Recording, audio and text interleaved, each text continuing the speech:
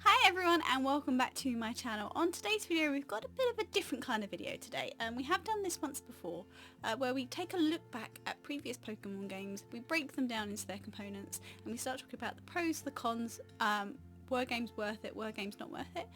Today we're going to look at Brilliant Diamond and Shining Pearl, which came out a couple of years ago now, so we've had some time to digest them. Scarlet and Violet have been out a few months now. We've had a few games since Brilliant Diamond and Shining Pearl. It's a good time to sit down, think about them, see if there's pros, there's cons, and see what we thought about them. So the way these videos tend to work is we have a number of components but we've broken it down. We're going to talk about those components, the pros, the cons, and then at the end we're going to ask 3 questions. We're going to ask, was it worth it? Are they good games? And at the end of the day, if I would go back now, would I rebuy them? So they're the 3 questions we're going to ask. But we're going to break them down into components first. We have 7 components to talk about. We're going to go through each one, talk about the pros and cons, and then at the end we'll sum it up.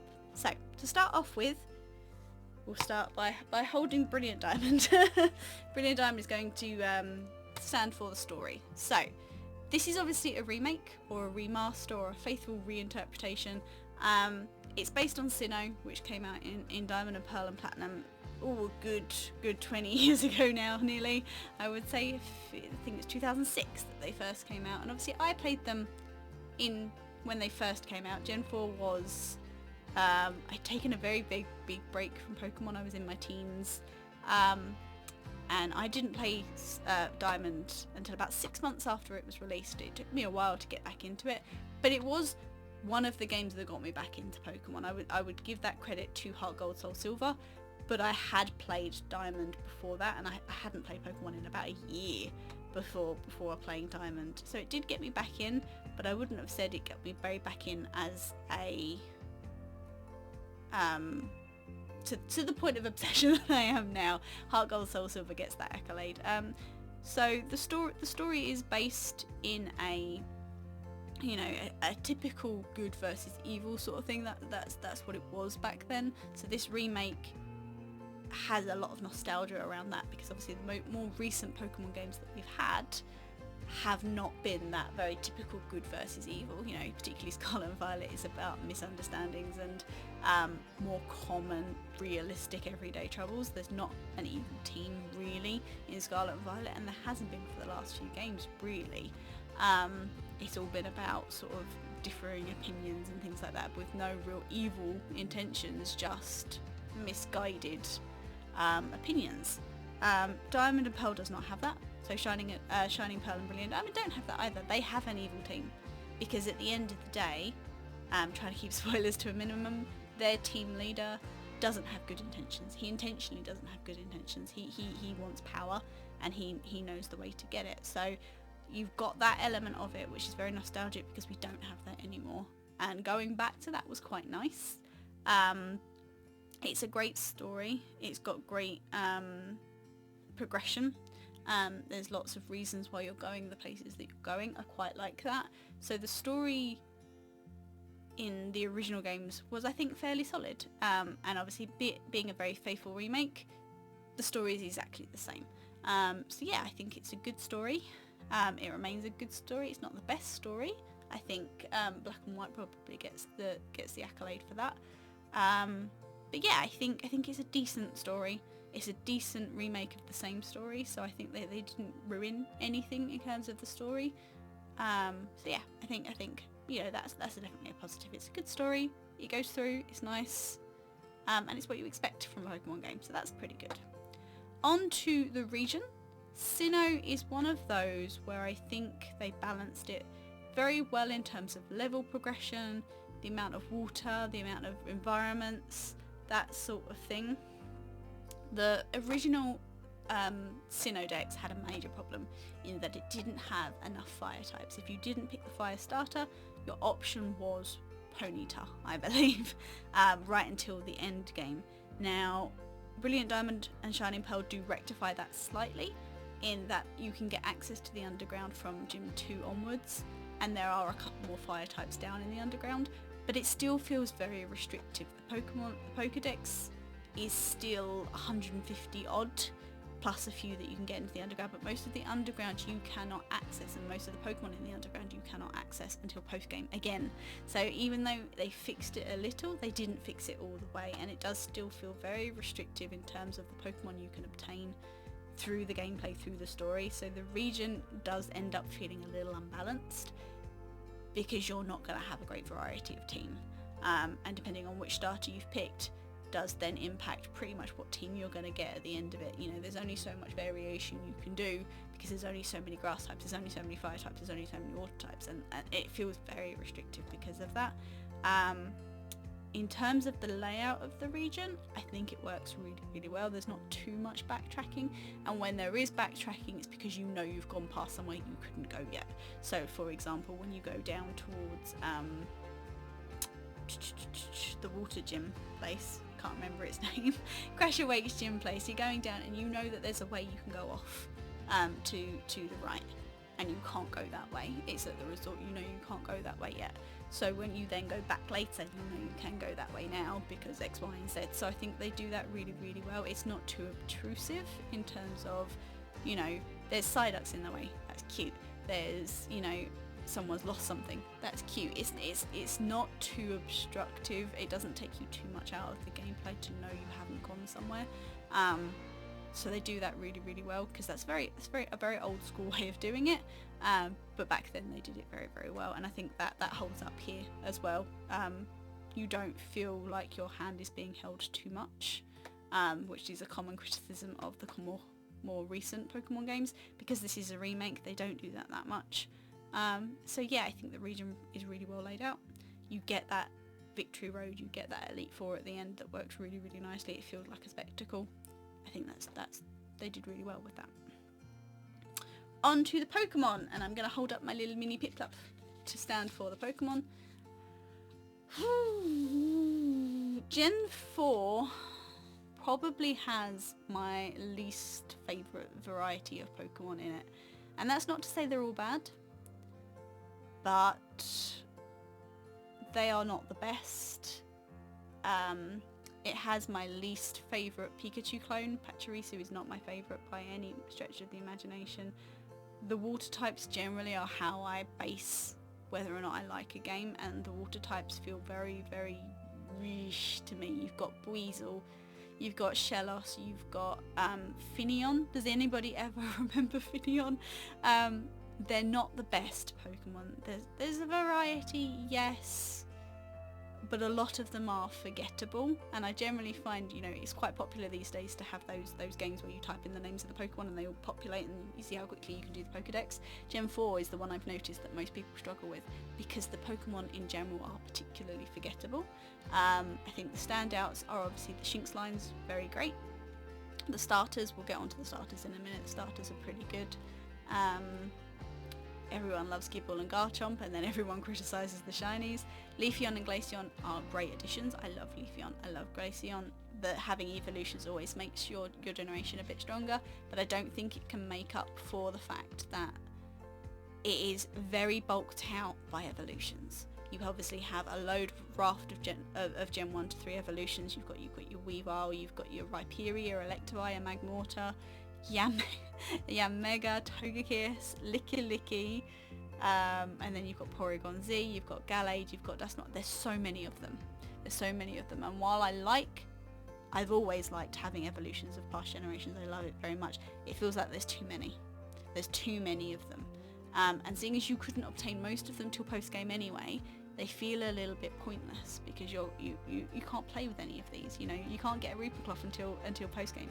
You can't get a Razorclaw till post game. So you can't evolve these Pokemon anyway. So it feels a little bit like a letdown. You have all of these evolutions, so many evolutions that you can't use straight away. And then you go back to look at what's left, what you can use for your gameplay. There's not a whole raft. The regional bird's great. Staraptor I think is one of the best regional birds. But then you get so many forgettable Pokemon. Bronzor, Burmy. Anybody remember Burmy? Cherubi. You have things like Carnifine and Snover, and they're okay. You've got a hippopotamus called Hippopotas. You know, and there's nothing particularly exciting about it. It is a hippo. It's just a hippo. So I think the Pokemon and the variety of the Pokemon are a big letdown for Brilliant Diamond and Shining Pearl. Obviously, that's the Pokemon that were introduced in Gen 4. And in Brilliant Diamond and Shining Pearl, they did try and diversify a little bit with the Underground, because I think they know that the Gen 4 roster is quite weak.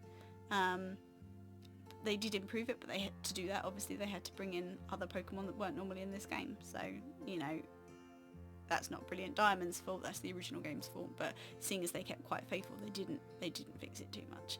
And then in addition, this is the game with the most legendaries, and again, the most pointless legendaries. You have Uxie, you have Mesprit, you have Azelf. They look exactly the same. I'm sorry, yeah, they're a different colour, sorry, but they're exactly the same. You have Heatran and Cresselia and all of these legendaries that play no part to the story. And I am a firm believer that if you have legendaries, they need to play some kind of part to a story, not necessarily the main story as you're playing through, but a part to a story, a side quest, a something like that. And I feel like a lot of Gen 4 legendaries do not fulfill that. So yeah, I think the Pokemon that are in the game, in general, are a letdown. In general, it's not the strongest. But then moving on to the starters, bringing little Piplup back and bringing over its best friend Piplup, you can tell that I love Piplup. Piplup is a great starter, it's one of my favourite starters, but in general, Gen 4's starters are probably some of the strongest. There's not a bad starter among them. Piplup is obviously my favourite. It's a good, strong water type, and it's a good, strong starter, so I was obviously going to like it very much. Water types generally are my preference. But Chimchar's great, and Chimchar evolves into an Infernape, which is great. Piplup evolves into a Polion, which is great. The middle starters are great. Turtwig is probably the weakest of the three, but it's still great. It evolves into Torterra, which is great, and it evolves into Grotle is the middle one? Yeah, which is good. You know, Grotle's a bit forgettable. But the end starters are all great. The middle starters are not as forgettable as most middle starters end up being. So they have a very strong rafter of starters for Gen 4, and I think they are probably the best thing in Gen 4 is those three starters. They really sell the games. They provide a lot of support, and it doesn't matter which one you choose, you're going to have a good run with any of them. So I think that's a really strong point for Brilliant Diamond and Shining Pearl. So yeah, that's sort of the main sort of stuff. The next sort of thing that I want to talk about is shiny hunting. I'm obviously a shiny hunter. I shiny hunt on Twitch 3 times a week. Shiny hunting has been my bread and butter since the original Pokemon Gold and Silver days. So when I say the shiny hunting in this game is not what it should be, shall we say, I want you to know that I have a lot of experience with shiny hunting, and when there is a new shiny hunting method, I am all for it. Obviously, there is no new shiny hunting method in this. It picks up what was in the original Diamond and Pearl, which is you obviously have your Masuda, and you have Pokeradar. Now, Pokeраdar's been around since Gen 4. It was in Diamond and Pearl, but it was pretty difficult. It was in X and Y, but that was very difficult. It's now been brought back for BDSP, and that's the good part of the shiny hunting, is that Pokeradar is the same as Gen 4's Pokeradar, the original Gen 4's Pokeradar, but it's improved. They've got rid of a few things that made you break your chain a lot easier. You can now stand at edge patches and things like that. There's not as much that's going to randomly stop your chain, so it was an easy shiny hunting method. So yeah, having the Pokeradar back was great. But that's about it. Masuda's obviously back, but to do the Masuda you have to ride the bike, and the bike is awful, absolutely awful. We'll get on to the general gameplay later on, but seeing as a lot of the shinies were Masuda'd and you had to ride that god-awful bike to do it, there's a lot of reason not to do it, to not Masuda and stick with Masuda and Sword and Shield, which I know a lot of people did. think I only Masudaed a couple of things myself. I Masudaed the Gen 4 fossils and a Houndour. That was literally the only things that I Masudaed for in Brilliant Diamond and Shining Pearl, purely because that bike is awful. That bike is just awful, because if you're going up and down, you're riding up and down to hatch those eggs, and if you turned on a 180 degree straight back on yourself basis, you started from zero momentum again. And obviously you're not going to want to do that. It's not smooth, it's not fast, it is, and the only other way to do that is to do like a little loop as you turn around, but that requires more concentration. A lot of people that are shiny hunters are multi-hunting. They're hunting on multiple consoles, or they're hunting while they're doing something else. Shiny hunting is one of those things where you can do something else. You don't have to, concentrate on the gameplay. So the issues with the bike take you out of that. You have to concentrate a little bit more to use it, and that's not what you're after. That's not what you're after. To add to that problem, PokeRadar obviously has its own shiny odds because you're working on shiny patches. Masuda has Masuda rate plus the shiny charm.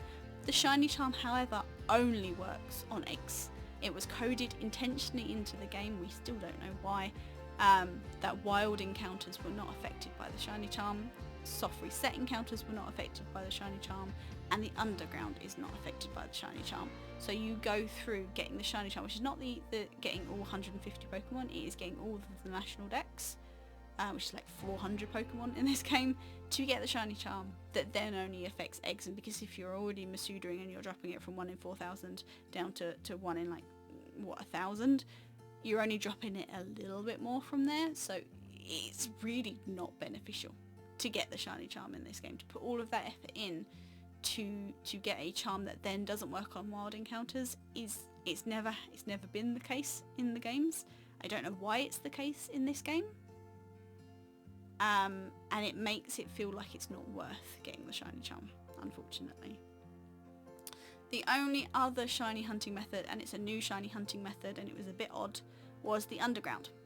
Now the underground we were all expecting to have overworld shinies, because you don't have overworld shinies in Brilliant Diamond Shining Pearl, because you don't have overworld encounters. It's like the original games, it's just a grass patch. That's fine. Keeping that faithful is absolutely fine in my opinion. But then they introduced the underground, which is brand new.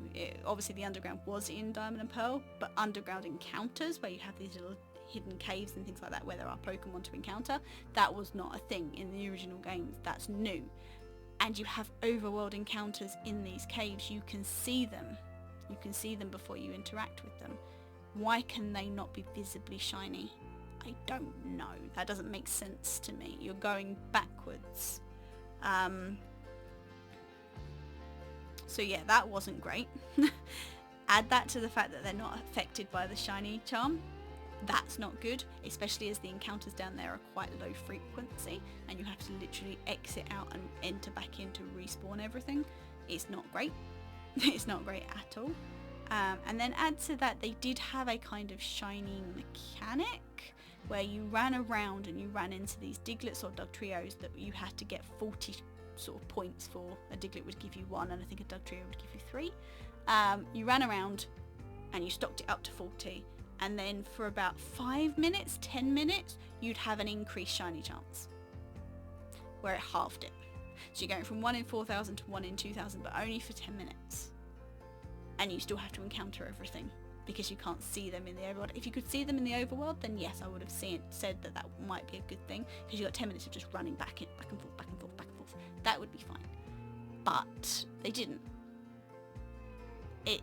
You're only going to get so many encounters in that 10 minutes before you're going to have to do the whole process again, and it can take half an hour to get all the Diglets that you need by running backwards and forwards outside of Pokemon areas. So it's not even like you can do it while still shiny hunting. You have to go outside into the corridors where there are no Pokemon. There's nothing to do other than run around corners trying to find these Diglets. The only advantage to it was you could do it online with others and you would all accumulate together.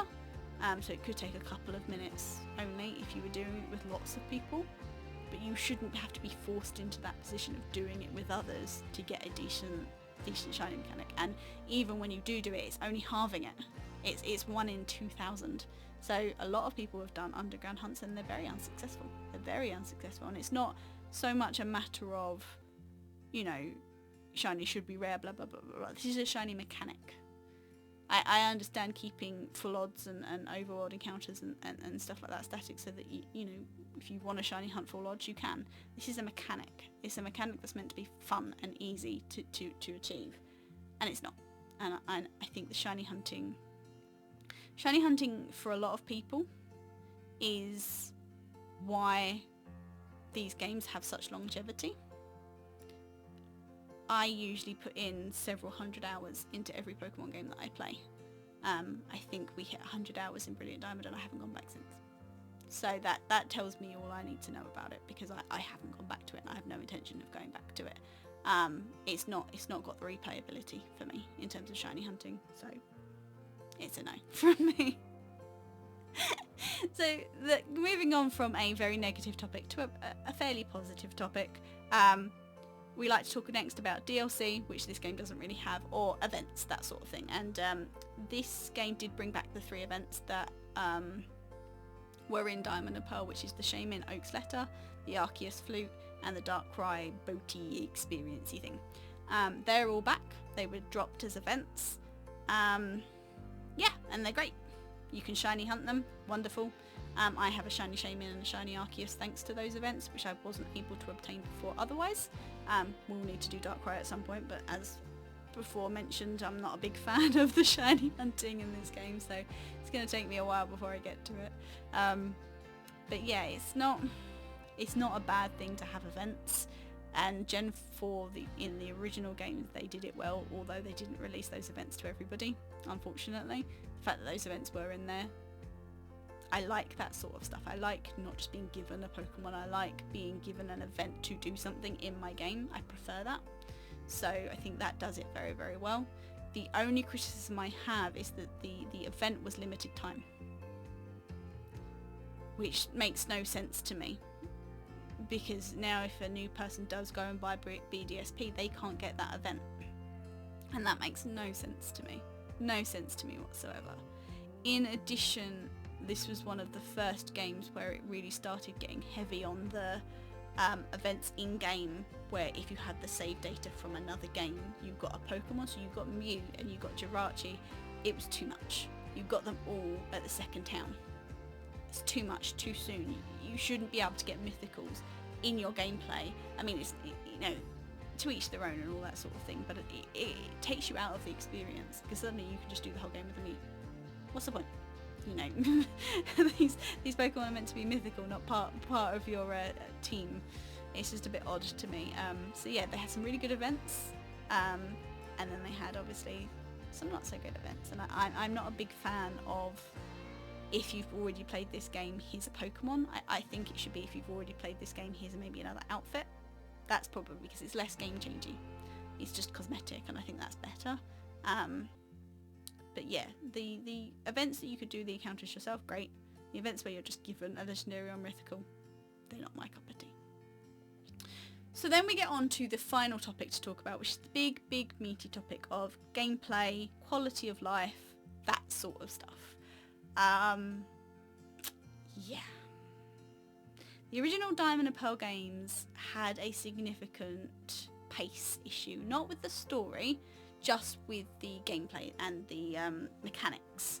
Health bars went down very, very slow, text speeds weren't great, moving wasn't fast, and BDSP don't really fix these issues. They obviously fix the HP bar, things are a bit faster in that sense because it's very, you know, modern Pokemon game in that aspect, but the bike is awful. The bike is just awful, and there's no way of fixing that. There's no way of improving it. It's terrible. The contact encounters are terrible. So because obviously it's got multiple way movement, whereas the originals had 4-way movement, up, down, left, right. It doesn't have that, but it's trying to still fit in that box. So if you encountered a rock or something at a diagonal, you could get stuck, and then you'd have to wait a second to then start moving around. It was very clumsy in that respect, so when you're trying to get through a small gap, it's very, very difficult. It shouldn't be that difficult, but it's clear that they tried to take a very low dimensional game and try and improve it without actually thinking about hitboxes and things like that. It's pretty bad. In addition to that, it very much takes you out of the gameplay experience when you're constantly, you know, hitting things and moving things and not getting to where you want to go, because it's quite clear that they didn't really anticipate how the change from the old medium to this medium was going to they've used the same code. I understand that there's a lot of copying and pasting of the code, and that's fine, but if it doesn't work for your new medium, you need to make some adjustments, and it is very jarring when you're just walking into the corner of something that should be round. That just should not happen. In addition to that, the art style, I know a lot of people had a problem with the art style. I liked it, it was nice, but after a while that was it. It was just nice. There was nothing aesthetically different that they tried to do. Like, for example, in Heart Gold Soul Silver, when you walked into a new area, you had that lovely art graphic with some hidden Pokemon and things like that. There was nothing that really struck you as new and enticing in terms of the art layout, and it just felt very bland after a while. So yeah, that didn't work. The shiny hunting, again, as we said, was not an improvement. So I don't think that I can say very positively in terms of the gameplay and the mechanics that this game succeeded very well. The Wonder Trade wasn't available until very, very late. The VGC did not really have a VGC element. There wasn't that many people that were playing it, and it just felt very lonely. Not a lot of people were playing it, and a lot of people that did pick it up dropped it very quickly. It felt very stale. It didn't, you know, you had that initial nostalgia hit, and then it felt very, very stale because it was the same. Remakes before this have always brought something new to the table. So Fire Red Leaf Green brought the Sevi Islands, a whole sort of side quest after the game that you started before you got to the Elite Four, but most of it was after the game, so you got somewhere else to go after you beat the game. Heart Gold Soul Silver brought the Pokeathlon. It brought Pokemon following behind you for the first time, so you got to remember that was a novelty then. That hadn't happened before, and that was brilliant. And they did following Pokemon very, very, very well. And you also were able to collect little gold leaves and crowns for your Pokemon that were following behind you. And it was very, very good. Oras, I think, has done improvements the best. You obviously have the Mega Latios, Latias that you can ride. The portals for the Hooper to do legendary hunting. You've got a lot of improvements in Oras. The Dex Nav and all of that sort of stuff. Massive, massive improvements. So they took the base game and they didn't wreck it, but they made improvements for nostalgia to enjoy as well. BDSP doesn't have this. BDSP is Diamond and Pearl. It's Diamond and Pearl with a pretty new skin, and considering the flaws of the original game, if you don't make improvements upon that, it's gonna fall flat, because you haven't added anything, you haven't brought anything new to the table. It's the same game, and that's not what people are looking for. I know that there are people that have never played Diamond and Pearl, and getting a hold of a copy of Diamond and Pearl now is also really hard and really expensive. But the majority of people that are buying these products are people that have played the originals. It's not new people. And to not cater to that and to not provide something that is both nostalgic and new, it just feels very stale. And that is a significant problem in my book. Added to that, the final issue that I did find was that it was very glitchy. And most Pokemon games have levels of glitches. Most games have glitches. Zelda has glitches. It's amusing for the most part. But when they really alter your sort of interest in the game, that's when you know that there's problems. And the bugs were problematic. And the fact that they didn't fix them all very, very well and very quickly I think that was pretty telling that they didn't invest as much, I think, in this game as they could have done. And the fact that it was outsourced to another company, I don't think that was necessarily the problem, but I do think because they outsourced it, they didn't let Ilka come up with loads of ideas to improve the game past. That's why we've got such a faithful game. I think it's because it went to another company. Whether or not they're going to do something different for the inevitable black and white remakes in a few years' time, I don't know, but I hope that they learn from this, because it just was a letdown.